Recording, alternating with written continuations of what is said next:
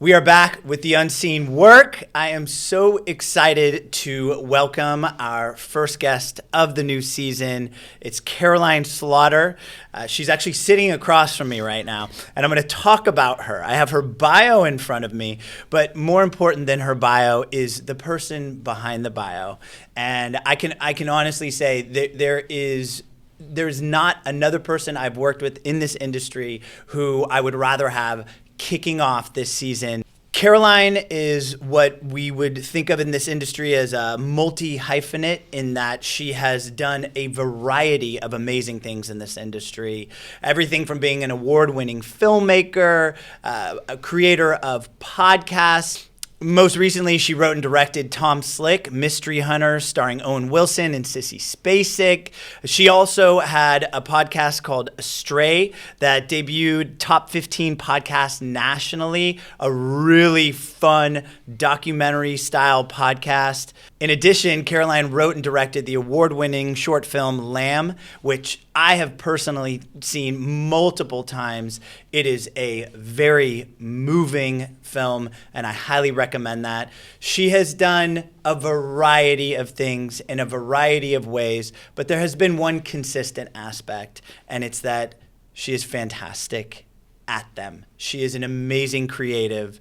I love spending time diving in with her, and I can't wait for you guys to check this episode out.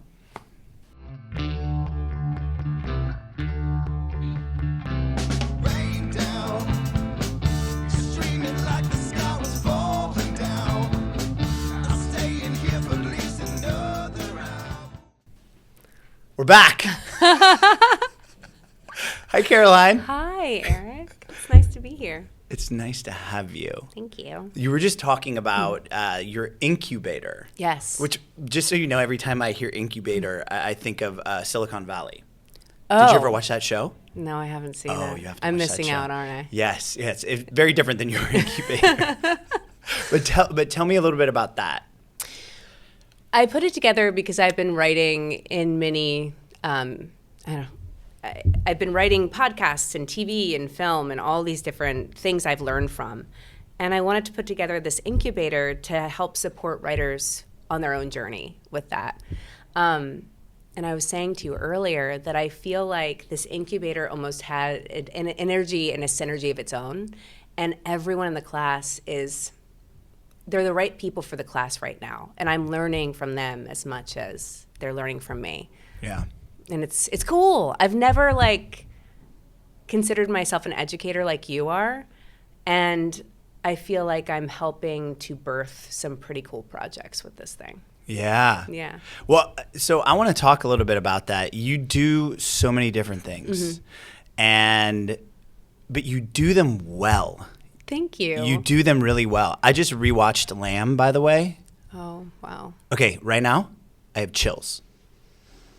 Just thinking about it. So I do want to talk about that. We'll put a pin in Lamb. Okay. We'll come back to that. Okay. But tell me a little bit about this incubator and like what it is, so people can kind of understand it, because it's really fascinating to me. I've never seen anything like it. Okay. I'll break it down. Cool. So they're foundations of storytelling, and I believe these are the things that I sort of create my stories with, in whatever medium it might be. The first is your why. Why are you the person to tell the story? And also, why is it relevant in the world now? Why does the world need it? And the second is character, building these sort of fully fleshed out, psychologically whole characters. And I feel like character guides your story. The next, and this is based on Lindsay Duran, who is an amazing executive producer, talks about this. It's called it's primary relationship. So we always think that films are about accomplishments, especially these sort of films made for men like Rocky, right? You think about Rocky, and what is the last scene of Rocky? What happens in the last scene of Rocky? Well, he wins the fight. He doesn't win the fight. At the end of Rocky 1, he doesn't win the fight. But the reason you think he wins, this is make me emotional because I love this stuff, is... I love that you're emotional. We're only 2 minutes in and you're... I love storytelling. At the end of Rocky, Adrian is holding him in her arms the love of his life, and she's telling him that she loves him and she accepts him. And that is the end of Rocky. He never won.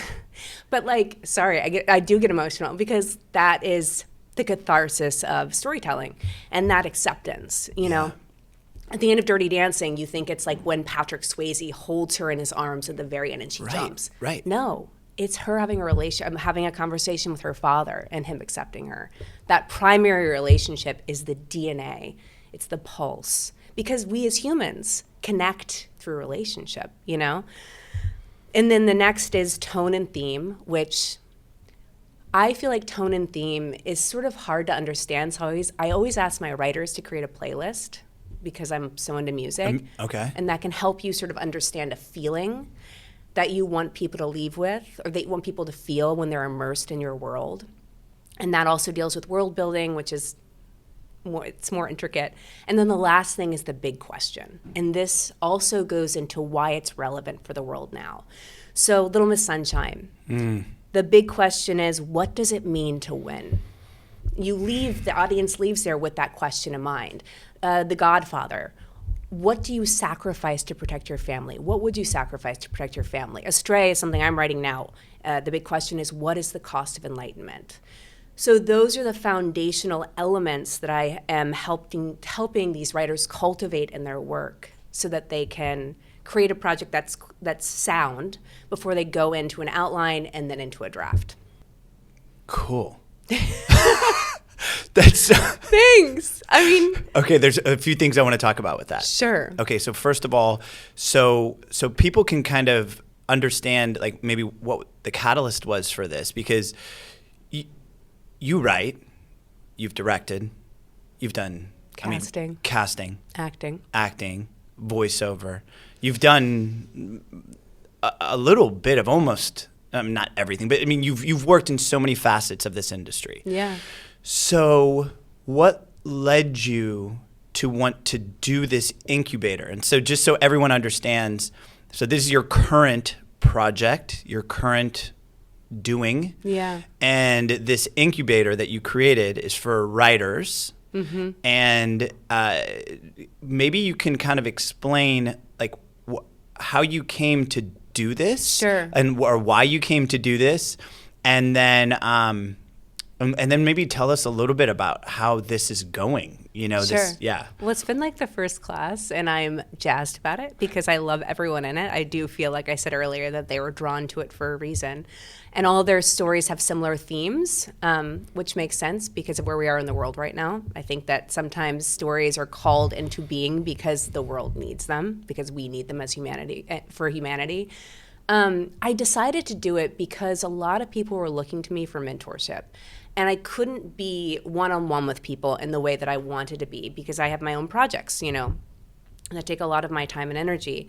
And so because I love to lead teams as a director, and I don't have that right now, I'm working on solo projects, I was like, I'm going to create this sort of group of people that are looking for mentorship that I can guide. And that's how it came into being. And I'm just loving wearing this sort of, I don't like saying I'm a teacher because I feel like I'm a peer because they all have such great experience in and of themselves. But I'm a guide. Yeah. Yeah, it was actually funny when you said earlier you said, well, I'm not an educator like you are. The first reaction was, well, I'm not an educator. How would you define yourself? No, but I mean, I'm a teacher. I'm an acting teacher, but I think I still have trouble with educator because I feel like it is so synonymous with school, right? And even though this is an acting school, quote unquote, well, I think we're really limited by words in general, right? You know what I mean? It's like we call it a school, but like if this is a school and then let's say, for instance, I went and spoke at a school in Atlanta. I went and facilitated some workshops that I do just for like non-actors, for kids through this program called Reimagine ATL. Yeah. Are you familiar with that? Yeah, Susanna. Yeah. They brought me into this school. And so this school, they call these dropout factories. Ooh. Now, they don't, I mean, obviously they don't refer to them, but this is like where they have a lower percentage of people that graduate than those that do. So, it's like 60-40 or some of them 70-30. So 70% of the kids that go through that high school don't graduate. And I will say this, that experience was amazing. It was we did this letting go exercise, and it was fantastic. But when I think about schools and I think about teaching and being an educator, I like that you said that, where you're like, I don't feel like I'm a teacher per se. I'm a guide. And I think that's kind of I like that title. I like that because, again, it's give and take too, I feel like. I feel like really good teachers are listening and absorbing as much as they're sharing. I agree. I think what we're able to do is communicate something to the group that maybe they don't have the words for or an understanding for, or a way to sort of to utilize an exercise that they might not know they need. There's I told you you're instinctual. There's an intuitive, instinctual thing that happens with a good guide.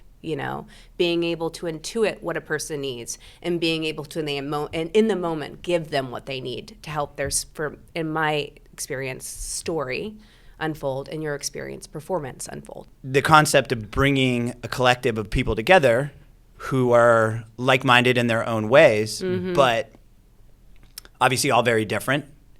So in terms of this group of creatives that you have, and you as their guide, what I love it.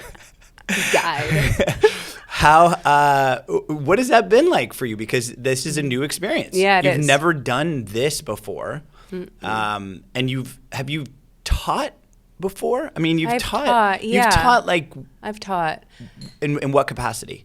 Acting, and voiceover, and I've coached. I consult on scripts. So I do all of the things that are sort of like leadership roles. I've played a leadership role in a lot of elements.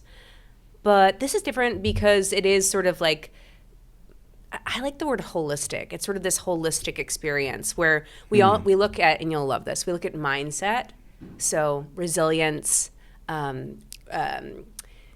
writer's block, procrastination, self-worth, all of these elements of mindset that also end up fueling your story because these are pinnacles that the character might be going through as well. So we look at mindset and craft. So I consider it sort of this holistic experience. And I think it's new to me because I use those two elements when creating my own work, but I've never merged them and put them out to other people to use. So I think the feedback now is, how is that helping your work? And I've seen it help in when I consult on scripts, I see my approach really helping the script. But this is a group of people that are starting something from the ground up. Yeah. So it's sort of a new experience in seeing that. We've had the first class, but I'm just like, I'm so excited about it. Yeah. I wake up lit up about it, Yeah. I really like this guide position that I'm in. Yeah, I feel like, so I mentioned to you that I'm writing a book. Yeah. Which, by the way, it's funny. Before we did this podcast, I said to myself, I want to get my 4th chapter done. Okay? And as per the usual with me, Thursday rolls around, yesterday, right? And I was like, I still want to do this. So I was actually up until about 1 o'clock in the morning last night writing, which, as I mentioned to you, the whole writing process, we'll talk a little bit about that, and utilizing things like I mentioned Speechify, where I can have Snoop Dogg or Gwyneth Paltrow or myself read my book to me, even though it's not really me. This sort of AI version of my voice that it's all this stuff. It sounds just like you. You played me. It's wild. It's wild. But anyway, one of the chapters is energy is everything. And the way you lit up, like when you were talking about working with these students, I feel like this is where, when we think of energy, it's this thing that can actually be replenished while we're giving it. Like if we're in alignment vibrationally and we are giving the energy that is at our highest frequency, we then actually get it reciprocated back to us so that we're never losing it. Mm-hmm. And that's kind of a fascinating place to be. And it sounds like with this incubator, it's doing that for you. Absolutely. And it's not to say that it doesn't take work and we need to restore and rest and everything else. Sure. But I really feel like when we're working on projects that are in alignment with who we are and what we want and why we do what we do, it's almost like, that's how I feel after class. I'll have days where I'll do sessions all day long. I'll then teach class until 8 o'clock at night. So I'm, 10, 11, 12 hours just giving. Right. And I get in the car and I'm like, what's next? Yeah. And that's such a cool place to be. I agree. And I think that's why someone like you're really inspiring from a creative perspective. Thank you. Yeah, let me just say thank you, because you really don't look. Now you're like you're gonna get emotional. And by the way, I break easy, so don't, I know you're making me emotional. Well, you look. Yeah, stop looking. Stop crying. So no, but you really are someone. As I was traversing my career in this industry, because we've known each other for a while. I don't even know how long. A decade? Not that long, because I think I got here like 12 years ago, but maybe 8 years. Okay, but that wasn't that far off. Okay. You're like, not that long. Come on. 2 years off, 8 years. 8 years. That's high school and college. Dude, you're right. We've gone through it together. High school and college? Yeah. And we've had these amazing conversations, we have. Right? We've had we always are able to pick it up where we left off. Totally. Always. Totally. And so with that, I'm just so appreciative of our friendship. Yeah. And I remember, even when I first started doing the podcast, I remember reaching out to you and picking your brain and we're just talking on the phone. I remember I was walking around and I had you in my ear and I was, I was thinking and walking and talking and I just. It's so cool to have been there at the beginning of this. Yeah. The conception and then to see how far you've come with it. Yeah. And I was telling you, I was watching episodes from last season and you're a great interviewer. And you're getting really exceptional people on here that are inspiring. Yeah. And it's just cool to see where you've brought it. Well, thank you. Congratulations. Thank you. And that thank you, it goes beyond just appreciating what you said, but you really were so helpful at those early stages. But also I think our conversations, every time when I've left our conversations, which generally is like just because we like have to go somewhere, not because we want to end the conversation. Yeah. It has helped me through this journey in a variety of capacities. So I'm really appreciative of you as a person. And speaking of that, in terms of creativity, do you remember when you were when creativity started to sort of come up in your life? Like if you were like go back as like a kid, like do you remember like certain things where you're like, oh, you can recall those moments or experiences? I can. Because I just went to hypnotism. Have you gone to an hypnotist before? No, but I love that you just took it to hypnotism. Totally. You're like, I was literally there in my mind. Yeah. Okay. So I went to this great hypnotist here in town. And I can get a little woo-woo. I think that there's a thin line between healing and harm, which I really look at in my work. But it's a really great process, and this woman that I trust implicitly. And she took me back to this place when I was a kid. Because I was going through something when you're creating a project, you have lots of voices in the room. You have executives, you have a network. It's a lot of noise. And so you end up really doubting yourself. You end up doubting the project. It becomes, it can become a spiral of shame, right? Or just fear.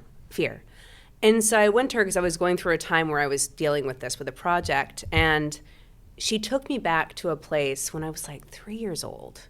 And just so we can understand, when you say she took you back to a place, because I have never done hypnosis. Oh, you haven't? Okay. No. It's not this. I did that because it's not this. The and it's not yeah. Get Out. It's not Get Out. Okay, right. But with the teacup.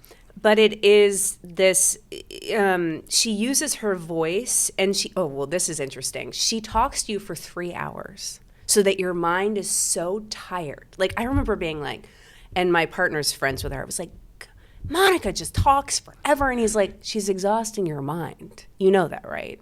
So that you will fall in to her hypnotism. You almost feel like I'm hypnotizing you now. She uses her voice, and she can really get you to this place. It's some sort of alchemy. I don't know how it really works, Sure, yeah. but it's voice related and also just exhausting your mind, which I hate. I hate that part. Okay.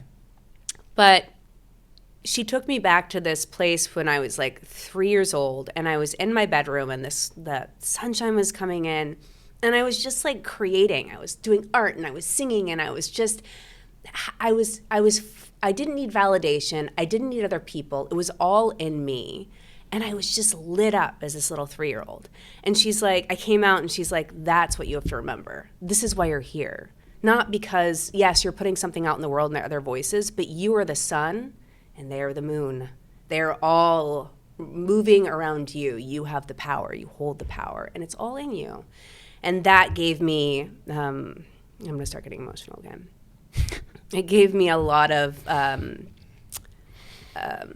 it gave me the insight to be able to approach the project in a different way and to own my own power in the creation of it. Through that experience, through that hypnotic experience. Yeah.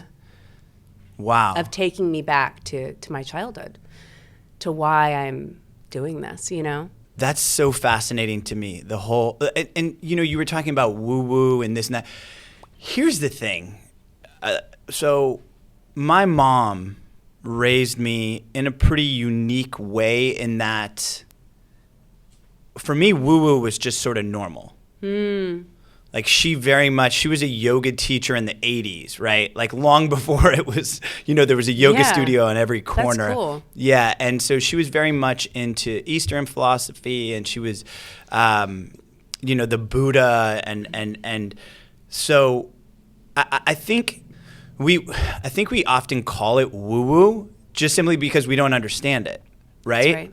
And it's not this tangible thing that we're used to, this sort of Western approach of like, well, if you have this, then X plus Y, then Z, and da-da-da-da.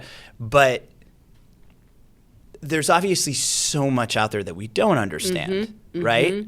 And so in terms of something like hypnosis, I mean, it makes sense from a neurological perspective, right? From a neuroscientific perspective, right? You're just tapping into this part of your brain that's in there, right? That this memory that you can't access normally. And if you can go into your mind and you can then be in that place and like whether it's reframing or just an awareness or whatever it is, it makes sense, right? And I think so, you know, I say that because the unexplained is where I find the most peace, the undiscovered, because, which is very much in alignment with the last chapter I wrote of my book, the 4th chapter, finding the magic.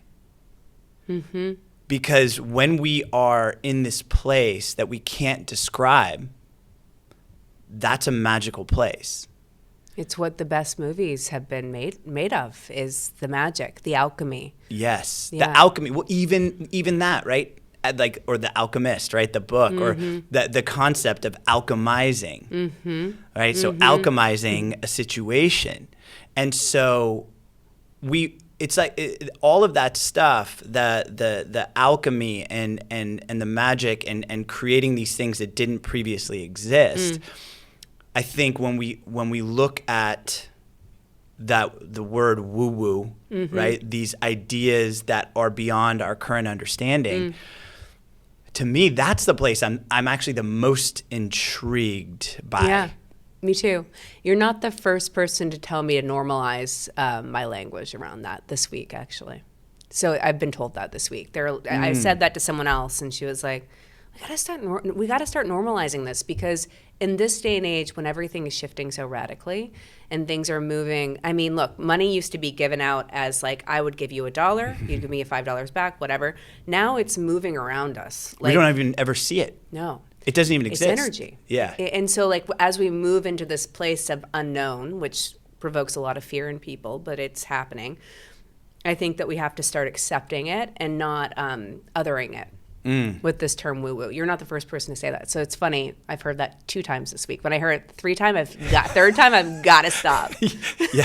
It's like the universe is tapping you, and then it's smacking you, and then it's shaking you. Yeah, or it's like, Caroline, how can you use your verbiage to start another way of saying this that people might be able to catch up? Yeah, shift the paradigm. Well, you too with your book. It's Totally. like, how are you changing the way people think about that? Yeah. Well, and I think in terms of, this podcast is called The Unscene Work. And when you think about the unseen, well, then by definition, we don't see, like, it's things that we don't see, right? But they are a part of it. Right. And I think where we run into, not where we run into trouble, but sort of a dead end is like, well, if I can't see it and it hasn't been proven in whatever, then I don't believe it.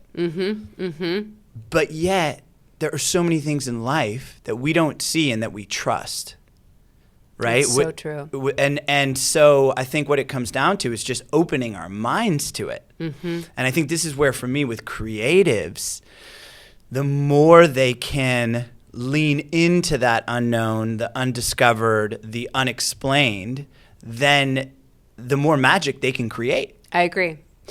I have an interesting note on this that I'm sort of working on with my incubator writers this week. I believe that characters channel through you. I'm a big believer in that. If you're present with your story, I think stories come, Elizabeth Gilbert talks about this in Big Magic. Ideas and stories come to you. You can decide to take them on, or you can pass them on and someone else will take them over. That's happened to me before. But you sort of allow the character to come to you, and I have this whole sort of worksheet that people work through to get to the psychological foundation of who that character is, and that character will then guide you on the story that they want to tell.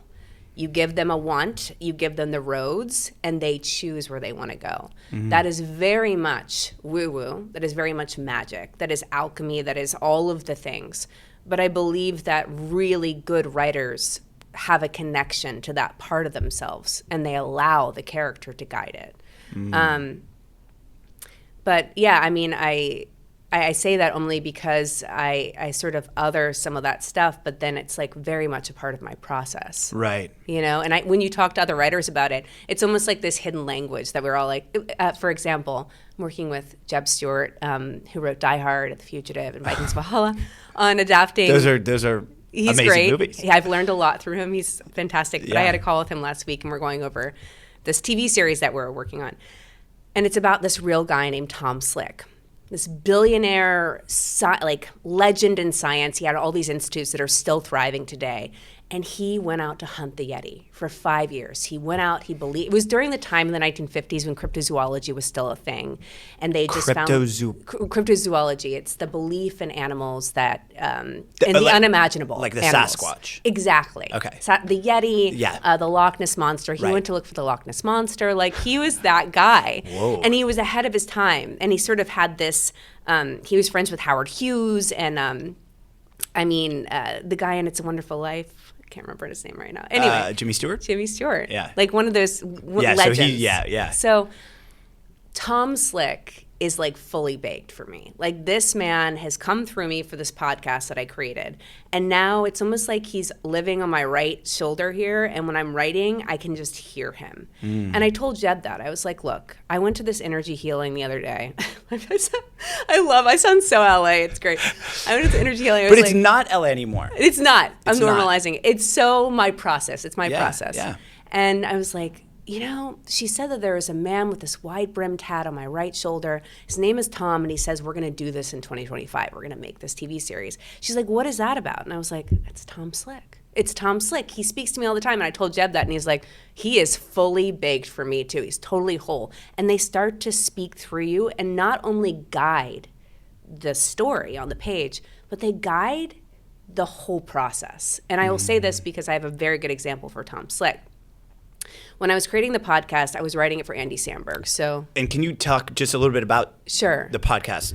The podcast, which is nominated for an Ambi, I just found out 2 days ago. Congratulations. Thank you. I'm very excited about it. Yeah.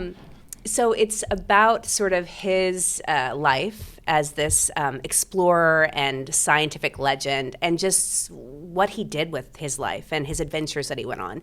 And he was allegedly the spy that was connected to like the CIA. Like it's fascinating. And I took those elements with the help Jeb was guiding me. And sort of exploded them. So it's this sort of epic Indiana Jones, but a real person story that you can listen to anywhere that you get your podcast. Anyway, so that's the podcast. And Andy Samberg was really drawn to the role because he really loves Die Hard, which is in all over Brooklyn Nine-Nine. He talks about it. Oh, so he wanted Jeb to sort of write this thing and it to be this epic thing. And Jeb was on another show. Anyway, all these logistics, right? So I ended up taking it over. And Andy, was working with Andy's team on it. And it really was this like Indiana Jones, but a real person narrative. Yeah, that's what it sounds like. Based on real, yeah. Sort of campy, but like fun. Anyway, based on reality. So he has a show called, I don't know, it's some sort of cartoon called Dunkirk, and it's sort of like the Antigone. Yeah. It's like the evil Indiana Jones, if you will. Right. So that one got a second season, and his team's like, he thinks that Tom Slick's too similar to this other thing, and it's going out in the world. And when he was like, I have to step back. And so instead of freaking out, which I did, I freaked out for at least 24 hours and cried, I hate this. And then I was like, okay, Tom, since you've been speaking through me, you choose who's going to play you in this podcast. You choose. 2 days later, Owen Wilson is interested in your podcast. I'm not kidding. UTA called the production team I work with, and they said, Owen Wilson's. Tom Slick was a bona fide Texan. He was so proud of being a Texan. Owen Wilson, Texan. Owen Wilson has the most recognizable voice you can imagine. Yes, he does. And he is, when I directed him for this, he became Tom Slick. I mean, he is Tom Slick. Sissy Spacek got involved, and my friend Skylar Fisk, who is an excellent actor. And it just became this, Tom guided it to where it needed to be. I do believe that. And he was a real person, but I also feel like even this other thing I'm working on, which is based on something true, but definitely made up characters. I feel like the characters guide you. Yeah. Sorry, that was a lot. This is, so I 100% agree. 100%. Have you read The Creative Act by Rick Rubin? I love Rick Rubin. That book, I would read a chapter and then just reread it. And then I would find a page, and I would reread that page like 7 times in a row, because I love the way that he approaches and articulates creativity. Mm-hmm. And one of the things he talked about in the book, he says, we do not create anything. We are simply these vessels for the creativity. Mm-hmm. The creativity already exists. We are simply opening ourselves to this creative energy, this creativity, whatever we want to call it, this source of creativity. And then that creativity plays through us, right? Do you know Stephen Pressfield? Yes. I'm actually teaching that to my incubator this week. The War of Art. The War of Art, yeah. Yep.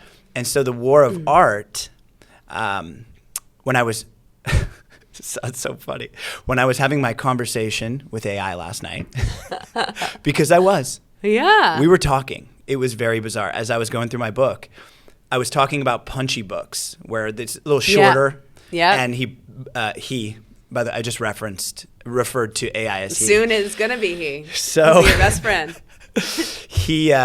I'm going to say he mentioned The War of Art. And I was like, oh, I love that book. But that's where Stephen Pressfield talks about the muse. Yep. Right? And this muse, it's like if we just open ourselves and we allow ourselves to be in this receptive state of allowing the creativity to flow through us, then that's when that magic starts to happen. I agree. And I don't think that's so far-fetched, because I don't either. Well, because if you were to say to somebody, oh, yeah, well, even like, let's say somebody creates something totally let's say the iPhone, right? Well, okay, so he created it, but where did that creativity come from? Like, it comes from somewhere, right? Yeah. I mean, we would all agree it has to. Where does it come from, right? Right. And this is where I find not only a real sense of connection, but I feel like it's logical, which is a weird word to use when we're talking about a man on your shoulder. But it's logical in that if I open myself up to these ideas, they're going to come.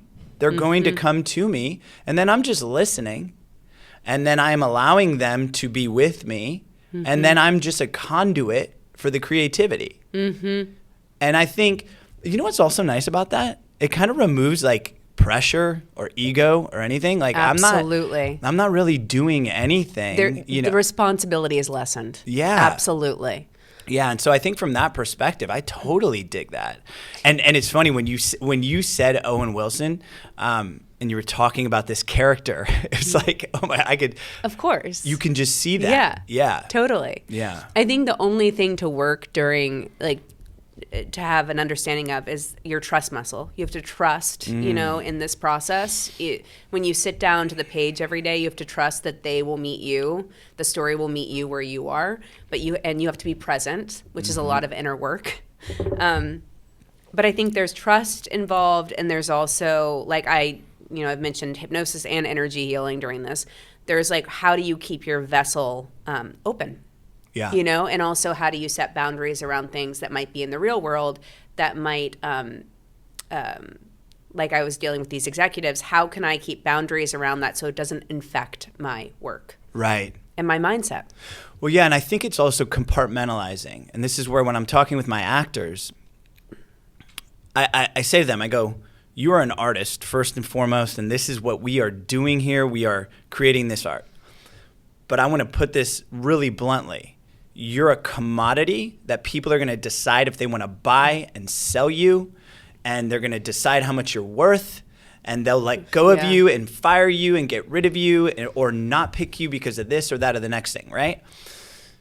And here's why I say it like that, because I almost want the commodity part to feel a little icky, so that you don't even want to worry too much about it. We know it's a part of the gig. We know it's going to happen, right? We're going to be dealing with all these elements, but it's not our primary purpose. It's not. It's just a part of the gig, right? It's like when I tell my actors, your script, and by the way, this is not to say that the writing isn't obviously so important, right? You're talking about writing. Yeah. But I explain to them, when they get that script, it's a map. It's not the journey. And in fact, I even maybe sometimes take it to another step. It's not even a story yet, because it's not a story because you haven't told it. And once you tell it, that story comes to life, and it actually becomes this thing that we can see and feel and touch. And so when I think we can look at it like that, and we can say to ourselves, it's about this journey that we're taking and this experience and how we play in this game, whatever that game might be. To me, it just seems like a more fun way to play. Yeah. Instead it's of experimental. Right. And knowing that, we're going to have some crazy executives, I might per se have an agent text me and say, I need to talk to you right now. And then maybe hypothetically get on the phone with them and them say, why would you do this? How could you do this? Why did you do this? And me just kind of absorbing and exploring and then going, oh, okay, yeah, right. And then just learning from it. Yeah. Responding instead of reacting. Yeah, but also not giving it too much weight in the moment so that you can do that, so that you can be more thoughtful and how you respond. I think it's hard because we when these things come at us, it's like we have this moment of like, you know, the fight or flight, right? Obviously, yeah. Right? This amygdala is like, okay, what are we doing, right? And so if we can in those moments, it's, do you know Richard Warner? Yeah. Yeah. And he's great. I've met him he's so great. through Erica. Yeah. Which was so funny too, because you said, oh, wait. I talked to you, and then I saw Erica literally 2 days later. Right. And Erica is going to be a future guest on the podcast. And she was, yeah. So, yeah. We're all circling each other. Yeah. But Richard Warner, where he talks about, I've probably mentioned this on the podcast, but it's worth mentioning more than once. Sure. It's a new season, right? Yeah. Has he ever told you about his acting method? Tell me. I mean, it's very yeah. It's very specific. It's the HMMM.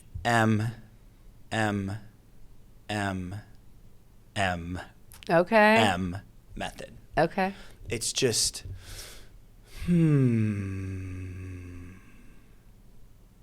That's it. I'm just getting curious. Oh, I love that. I'm just looking at it. It's not. There's no right. There's no wrong. Yeah. Okay. So I did this. Oh, I didn't quite do this right. Yeah. Let's explore it. Yeah. Let's not get too precious. Yeah. Let's not feel as though oh my gosh, this happened. It's the end all be all, or this thing happened. And when we can just get more curious and less critical, and not to say, listen, I'm critical. I am highly critical, like of a lot of different components. But I find that there's so much value in just being in this state of curiosity. Absolutely. Versus I need an answer, or like this is so definite. It's so solid. You know? So black and white. Yes. Yeah. Well, Rick Rubin talks about that too, with sort of looking at failure. You never look at failure as failure. It's always just a way to learn. You're experimenting with everything that you do. I think it's it's not black and white. It's not precious. You're not holding on to it too tight. You're allowing it to be what it needs to be. I think when I was creating Lamb, you're right. The script's a blueprint. And then when you get the actors involved, it starts to breathe. And then when you edit it, it becomes a whole other thing, you know? And then when you let out into the world, good Lord. Now it's becoming something for other people. And that's how you show up for those other people now, because it's their story, with whatever perspective they've had. Anyway, I remember going through that process, and I wrote something, which is a quote I had seen, which is, allow the story to be what it needs to be. And that's using, I call it the editorial brain, and stepping back and detaching from it and letting it go, you know, and taking its own journey and gathering what it needs. Yeah. So you could say Tom Slick was the one that was in charge of what happened to the podcast, or you could also say it was just the story, you know? Whatever it is, we don't know, but it's some, to your point, energy that pulses and pulls this story through to the end game. So with that said, yeah, you and I have both worked with so many different creatives over the years, right? Yeah. I mean, if you think about all the creatives you've worked with, and for me, one of the things that I ponder a lot is why so many creatives battle with that. They have a lot of trouble allowing that to happen, what you just said, the story just to be what the story is. And there's so much fear around what they do. Like I feel like a lot of the creatives who I work with, when they come into the room, so much of what they're doing is from this place of like, is it okay?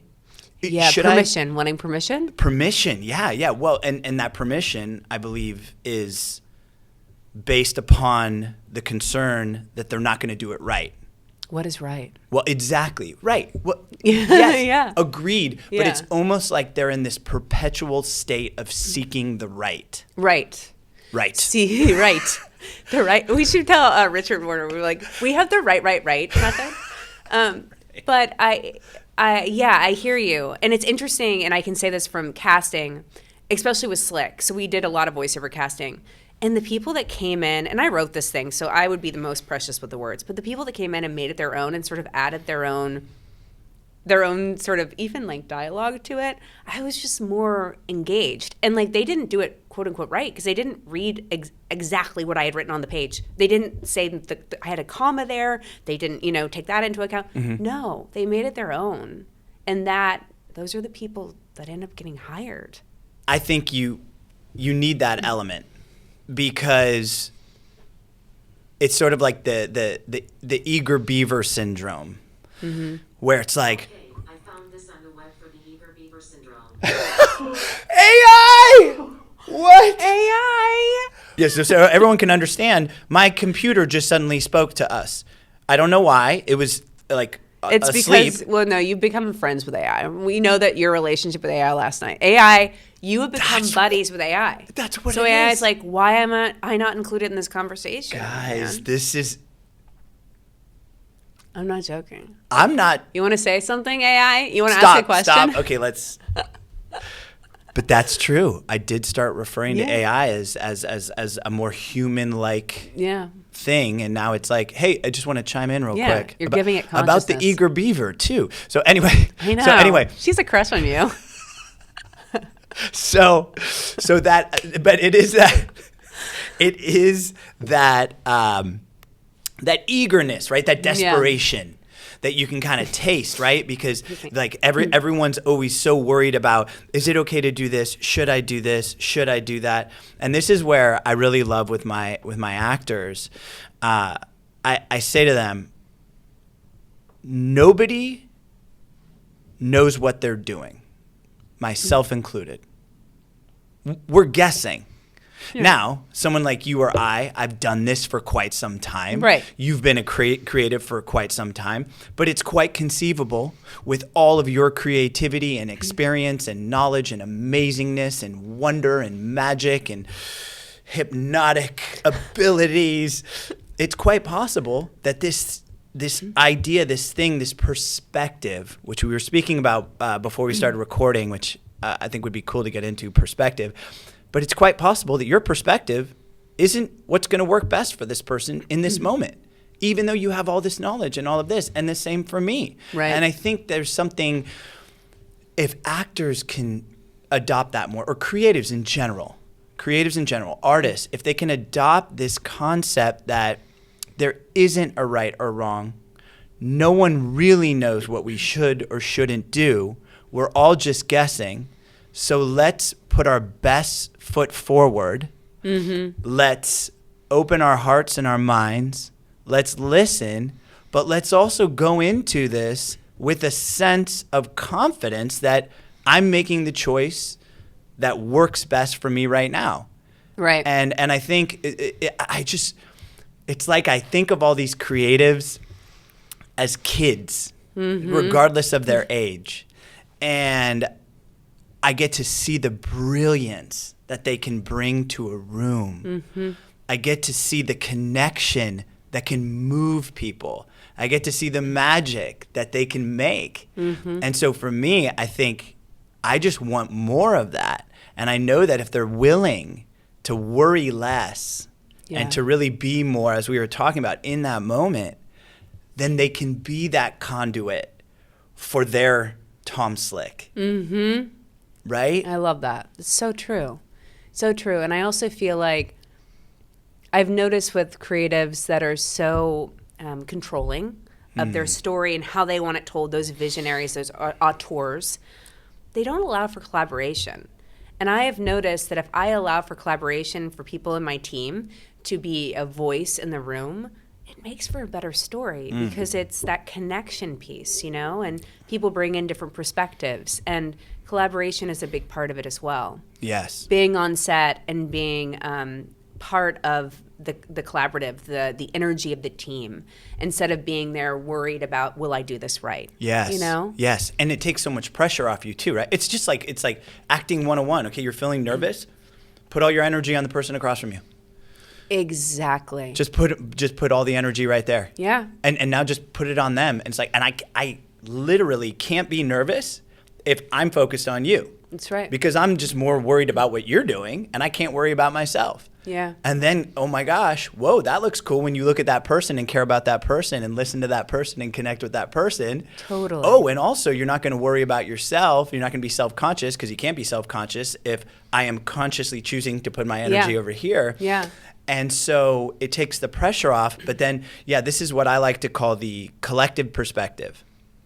And so I've always liked the quote, if you want to go fast, go alone. If you want to go far, go together. And I love that concept. And obviously I've seen it. I mean, with Catapult, right? I mean, we're celebrating 10 years this year, which is super exciting. Congratulations. Thank you. That's huge. Yeah, it's really cool. It's really cool. It's really cool. It's been a journey. It's been a roller coaster, man. Yeah, no, I was having a conversation with someone. I go, pretty much every month I want to quit. Like, I'm ready to quit, like, at least once a month, you know? Sure. And then I was writing about this actually in my book last night. I said, I'll have these ebbs, something will happen, whatever it is. And I'll just think to myself, yeah, let's see how much, money we can get together and just move to Mexico and make bracelets on the beach. Right? That sounds lovely. Couldn't you kind of see me doing that? Yeah, that totally. could be like my next thing. Totally. But then we have one of these magical moments in the room. An actor has a breakthrough. There is a connection. We get to see, and I think because now Catapult has grown to be so much more than just Erik Lingval coaching or doing classes, that responsibility, accountability is so much more collective that I can't imagine quitting, even if I wanted to. Right. And not from a place Right. where I feel like I have to, right? But more from this place of I see how much I see the potential collective ripple effect that can happen. Right.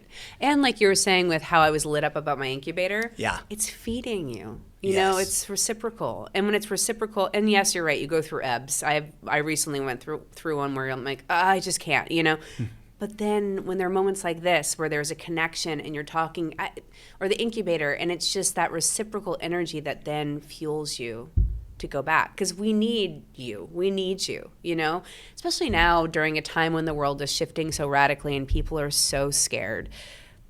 Storytelling is going to be a really pivotal way to encourage human connection. And I feel like that's something that we need the people that are helping storytellers tell their stories, or that are also just creative forces. So we need Catapult, Yeah. Right. I hate to be so like, there's relevance is what I'm trying to say. No. I love that because, we often think about things that we need, but we need story. Oh my gosh. Have you seen that Ethan Hawke thing, the TED Talk that he did over No. pandemic? No. On creativity? No, tell me. Oh, it's so good. It's so good. I've probably watched it at least 20 times. He's a great director. He's a great storyteller, and he's become this philosopher. So this TED Talk, he talks about creativity and storytelling and how, you don't think about it as something that's important, right? We think about, we need doctors and we need this and we need that, which we do, right? But he goes, until there's a time where somebody who you love leaves you, or someone you care about passes away, that's when storytelling and creativity isn't just something we enjoy, it's something we need. And I love that because it's so true. It's like storytelling is everything. It is. It's everything. And I love that you just said that, in times where it's challenging times, or there's fear, or there's things are moving so fast, and stories are this thing that can bring us all together. They do. And it's a superpower, Totally. And it's the one thing, we talked about AI. Yes, AI is coming for all of us, We've got to... Coming for us. Or coming with us in my case. Exactly. Just in case you come. Remember who's your buddy. Who's your buddy? Yeah. I feel like it's an arms race with AI, though. Right now, we're just figuring out, who's just on top, right? It's moving so really fast. quickly. Yeah. But I do think that there's a human connection that we provide in storytelling that cannot be taken over by AI. I think that we're always going to have someone in charge of that writer's room that is human. We have to have, I really don't believe that they can replace actors. I don't know. There's just something about storytelling that feels to me just more human. Yeah. And I don't think it can be replaced. Well, we spoke in the same way. We spoke about this in terms of perspective, right? Sure. So we've touched on perspective, and another thing we can look at is like point of view, right? We talk about that a lot with acting.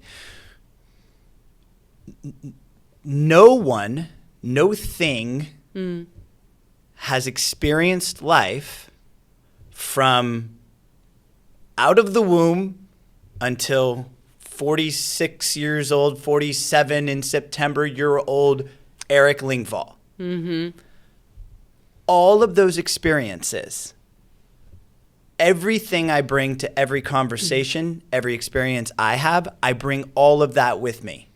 And all of the perspectives that has created my current perspective and my current point of view. You can't replicate that. You can do a version of it. You can mimic it. You can mimic it. Yeah. Well, it's kind of like how they've tried to mimic meat, which I'm not a fan. I'm a big meat eater, and I don't know where. I eat meat too. Okay, cool. But hey, I love vegetarians. To all of our vegetarians out there, vegans, we love all of you. We are very inclusive with all eating habits. But I feel like while you can try to make a version of it, it's missing that piece. It's missing that. It's a point of view. It's these perspectives. It's the life experience that goes in to that person sharing their point of view that you can't replicate. It's raw. Right. You know? Yes. You know, that's a good comparison, actually. I might use that. That's really good. Right? Yeah, it makes sense. Yeah. But I also feel like being able to utilize, like you've been doing, utilize AI to serve stories is quite helpful. Absolutely. But I don't think it's going to replace us. No, and this is, I went to a conference where they were talking about AI, and there was a guy who was the chief AI guy at Blue Cross Blue Shield, right? So like massive company. Sure. And he's in this position that didn't exist a year ago. And he's now sitting at with the heads of this massive company. And so he was talking about, there was a lot of creatives who were there at this event, and they were asking, this whole concept of, do I have to worry about AI taking my job? And he goes, you don't have to worry about AI taking your job. But what you should worry about is someone who really knows AI taking your job. Yeah.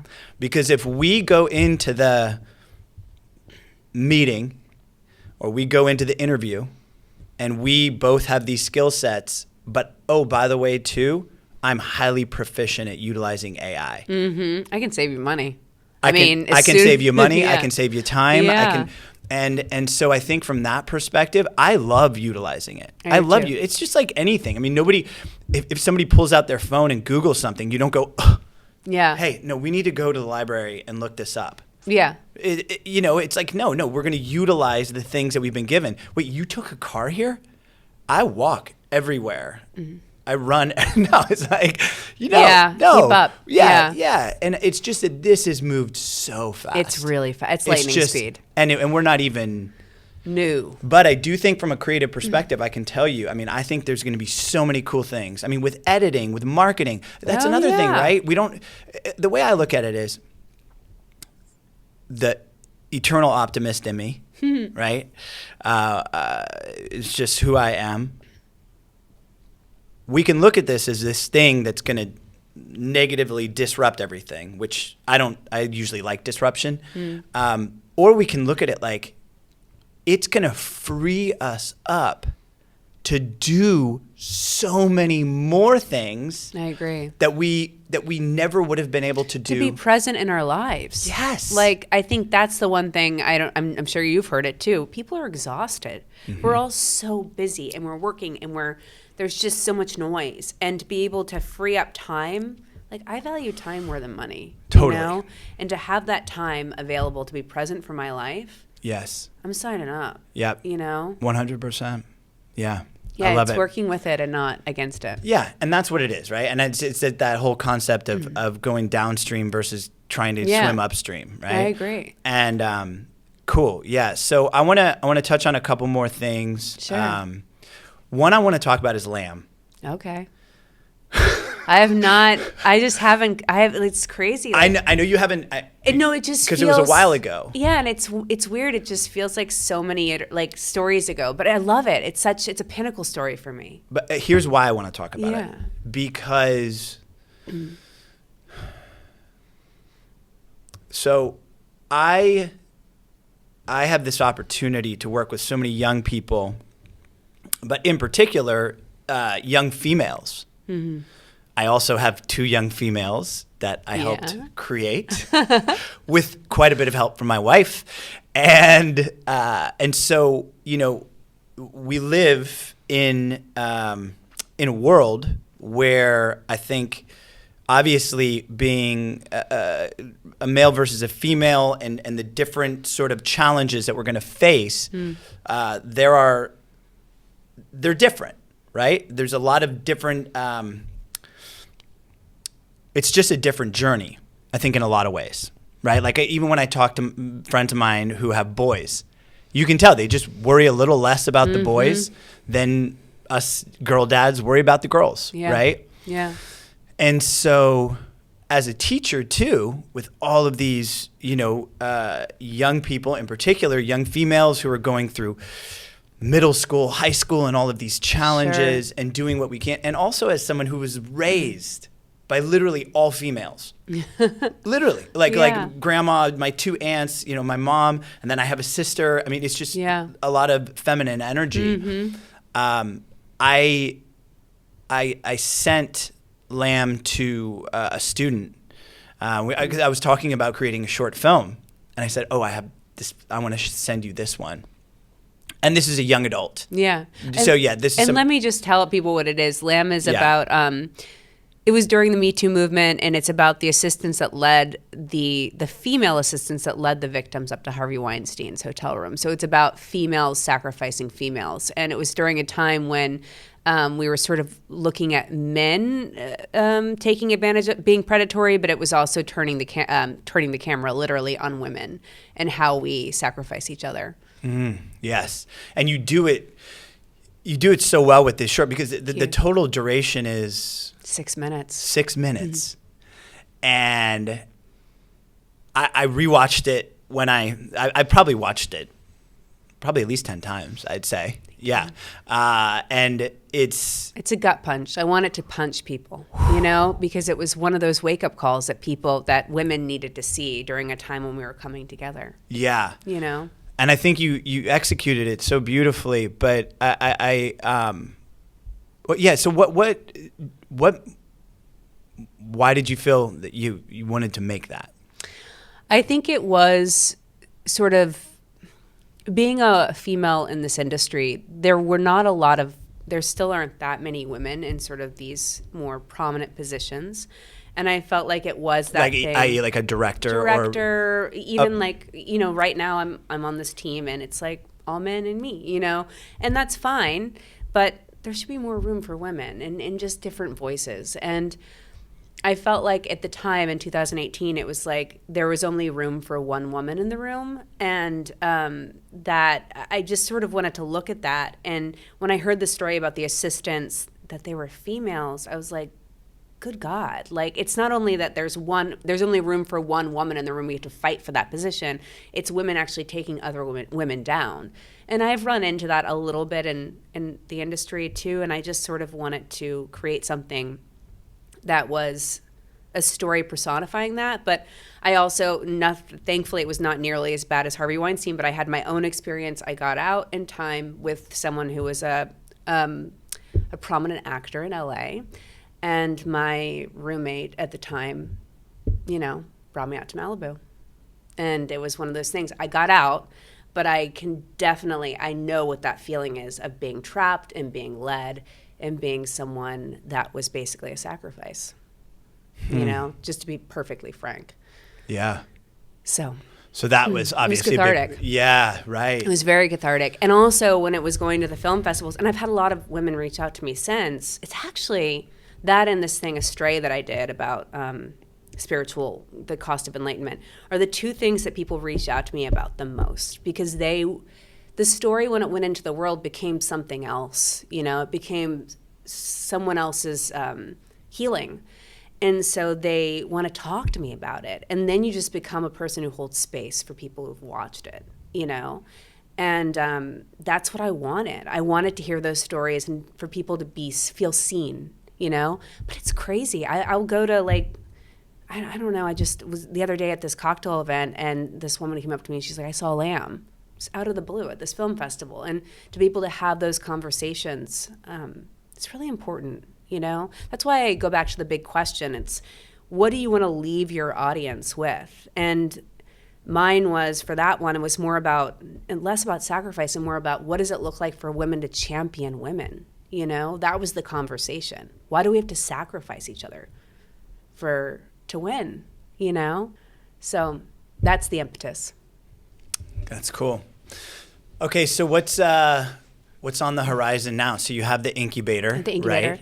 And just so people know, so from what I know, you obviously you write. You were the voice of Holiday Inn for some time. Yeah, Holiday Inn, right? Subway. I still do a lot of voiceover. Okay. I do narration. Okay. Until AI takes it over. No way, because they can't. I mean, well, I will tell everyone, and this is sort of top secret, but it's fun. I don't care. I narrate under a pseudonym, Grace and Ash, because I narrate romance novels. Oh. And it's a blast. And I didn't realize, and I was doing it because, when I was directing all these actors, I was like, I miss performing, but I don't have time to perform. But, narrating gave me the opportunity to perform. And so I kept getting these books. Grayson kept getting these books. And I'm like, all right, I'm just going to do it. And it takes me 3 days. It's really quick. And a blast. And so I just started doing them on the weekends when I was doing all the other projects. And all of a sudden I get a call last month, and they're like, Grace and Ash, we want her to come to this big convention in San Diego. You're going to have your own table. People want you to sign their books because allegedly I've created this I don't know, this fandom in the romance world. And I had no idea. And it's well, you didn't. But Grace and Great. But it's just sort of fun. It's I don't know. So I do that. Okay. And then I have Astray, which is this podcast I did in 2021, we're pitching it as a documentary. I'm working with Scout, this great company out of LA who do Queer Eye and The Secrets of Hillsong. And, Yep. We're pitching that as a doc, and then I'm adapting it into a scripted series. And just so people know, Astray is this podcast, but was this podcast that took off. Yeah, and it was about these men who disappeared in India on spiritual quests, and it was sort of examining the cost of enlightenment. And I've created this TV show based on that, inspired by it. And then I have Tom Slick that I'm working on with Jeb and School of Humans, and we're pitching that in the spring as a TV series. So I got stuff happening. Yeah, it's fun. Well, you're such an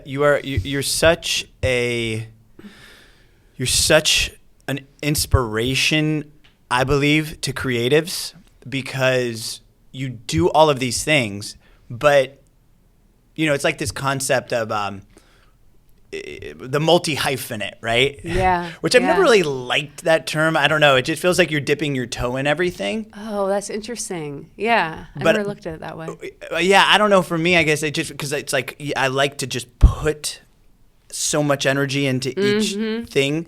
But I feel like you've found a way to be creative in so many different ways and do all of these things really well. Thank you. And, it's it's awesome. One of the ways that I feel like we can close out each episode is to learn from you.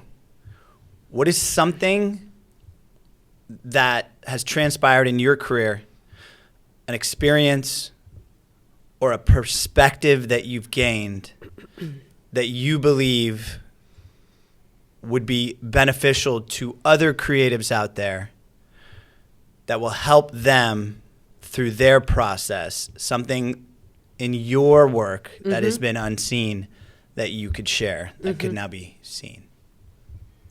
Love it. Okay. When I was doing Lamb, there's an actress who's a dear friend of mine, Catherine Boyd Brolin, who played the assistant. Yes. And there was a pivotal scene in the elevator where she stops the elevator to sort of lure this victim out.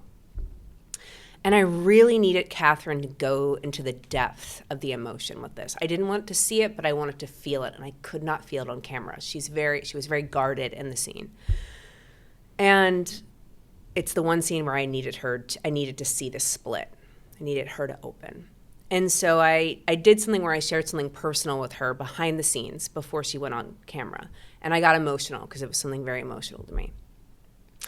And I remember we had a little bit of we were combating about it a little bit. And she's like, I can't do that. That's your story. And I'm like, but you are telling my story, you know?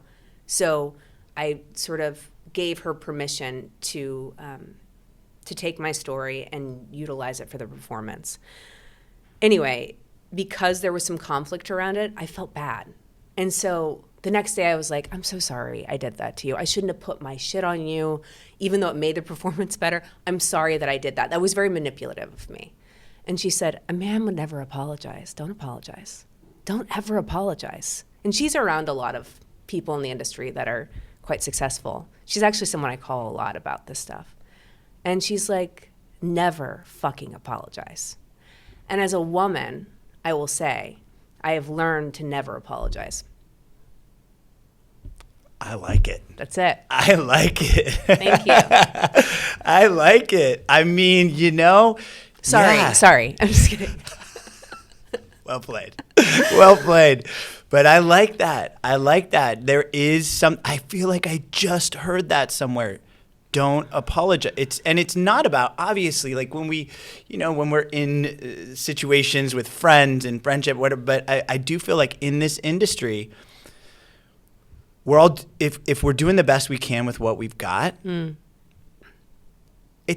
don't see a reason why you should apologize, right? Right. Your intention was to help bring this story to life in the best way possible.